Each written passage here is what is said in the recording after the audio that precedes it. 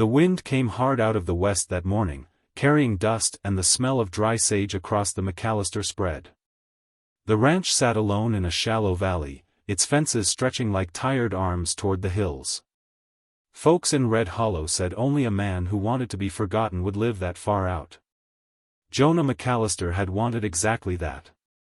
He leaned against the corral rail, watching his horse drink from the trough, when he heard the wagon long before he saw it. Wheels groaned, leather creaked, and a mule brayed in complaint. Visitors were rare. Trouble was rarer still, but Jonah's hand drifted, by habit, toward the colt at his hip. The wagon appeared over the rise, slow and deliberate, like it was being dragged there against its will. A thin, sharp-faced man sat on the bench, reins loose in his hands. Beside him sat a woman, dressed in plain black, her hands folded tightly in her lap. Her head was bare despite the sun, and her dark hair had been pinned back with care that spoke of pride, not vanity. The wagon stopped just short of the gate. "Well," Jonah said, his voice rough from disuse, "you're a long way from town." The man climbed down, boots crunching on gravel. "Jonah McAllister?" "That's me." The man nodded, like he'd already decided something unpleasant. "I'm Silas Crow. I've got something that belongs to you." Jonah raised an eyebrow. "Can't imagine what." Silas cleared his throat and gestured toward the woman, who did not look up. "This is Eliza Crow. My brother's widow." At that, the woman finally lifted her eyes. They were steady, dark, and unafraid, though something weary lived behind them. Jonah felt the first stir of unease. "And why would she belong to me?" Silas's jaw tightened. "Because that was the arrangement." Jonah laughed, short and humorless. "I don't recall arranging for a wife, dead or alive." Silas flushed. "You took our land, McAllister." Jonah's smile vanished. "I bought that land. Fair price." "Your brother signed the papers." "He signed because he was desperate," Silas snapped. "And then he died." Eliza's hands tightened in her lap, knuckles whitening, but she said nothing. Silas went on, voice sharp with resentment. "Our family's burdened enough without a widow to feed. She brings nothing with her. No dowry. No land. She's your responsibility now." Jonah stared at him, stunned. "You can't just leave a woman here like a sack of grain." Silas met his gaze. "Watch me." He climbed back onto the wagon, snapped the reins, and turned the mule around without another word. Dust rose behind him as he left, the sound of wheels fading into the hills. Jonah stood there, the silence roaring in his ears. Slowly, he looked at the woman who had been left behind. "I'm sorry," he said at last. "I didn't agree to this." Eliza nodded once. "I know." Her voice was calm, but there was a tremor under it, like a creek running fast beneath ice. "You don't have to stay," Jonah said. "Town's a day's ride east. I'll give you a horse."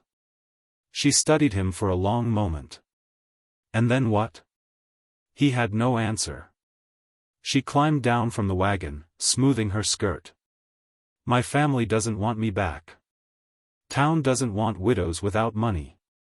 And you," she glanced at the empty land around them. "You're the only one who didn't look at me like a curse." Jonah swallowed. He'd lived alone so long he'd forgotten what it was like to have someone stand close enough to feel their presence. "I'm not much company," he said. "I'm not asking for company," she replied.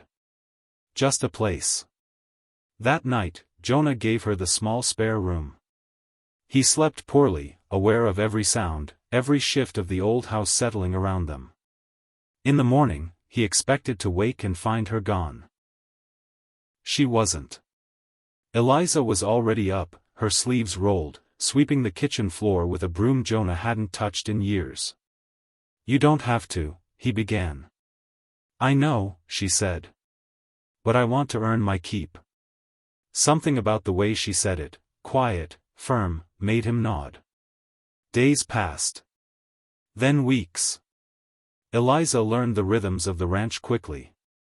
She baked bread that filled the house with warmth, mended shirts with careful stitches, and spoke little of her past. Jonah, for his part, fixed fences, tended cattle, and found himself listening for her footsteps in the evenings. The town noticed. When Jonah rode in for supplies, men watched him with new interest. Women whispered. A widowed woman living alone with a man carried 1,000 ugly stories. One afternoon, a rancher named Caldwell cornered Jonah outside the mercantile. "Heard you got yourself a widow," he sneered.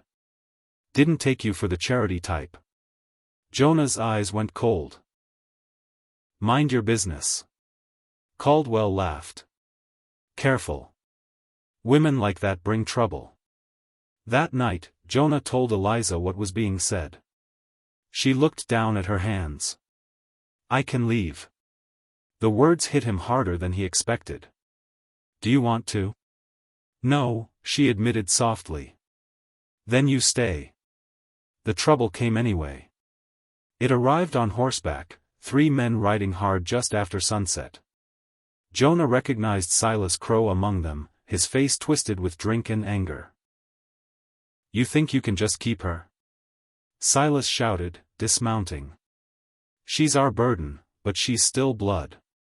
Jonah stepped between him and the house. "You left her." Silas spat. "And now I want compensation." "For what?" Jonah demanded. "For the shame," Silas said, eyes flicking toward the window where Eliza stood, pale but unflinching.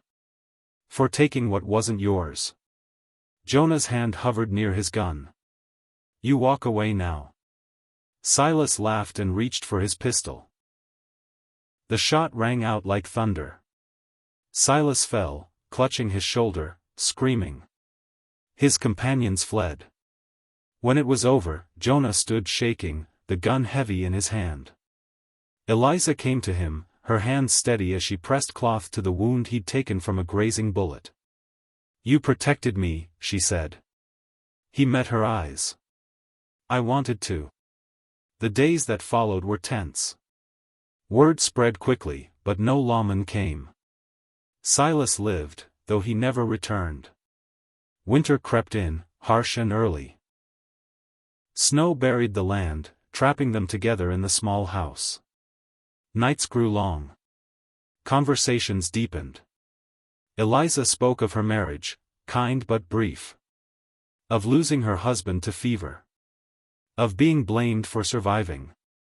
"I was easier to send away than to mourn," she said one evening, staring into the fire.